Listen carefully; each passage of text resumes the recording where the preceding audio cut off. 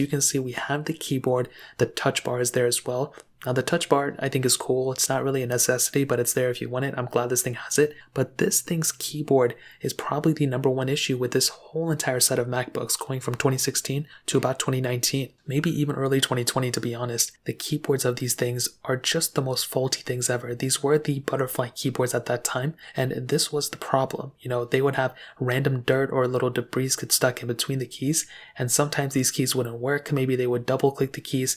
It was just a humongous issue, and I never really liked that issue. Nobody likes it. It was a very big annoyance for a lot of people. Unfortunately, this was one of those MacBooks that got plagued with it, both the 13-inch model and the 15-inch model. So this is probably the main issue, and why I would probably recommend everyone to somewhat avoid these MacBooks. I think they're still great MacBooks for the performance and everything, but the keyboard is the one issue that I just can never get over. Now, if you're going to dock this MacBook up to a display or something, that's different, because you can pretty much use a Magic Keyboard or a different keyboard, rather than the one built in. But I've even heard stories of people just completely dock their MacBook 99% of the time, but sometimes when they do go out, they'll bring it out with them, and even those MacBooks would end up getting issues with them. So even whether you use them a lot or a little bit, it'll get plagued with this issue eventually, and that was a pretty big problem in my opinion. Now that pretty much covers it for the keyboard. You have that.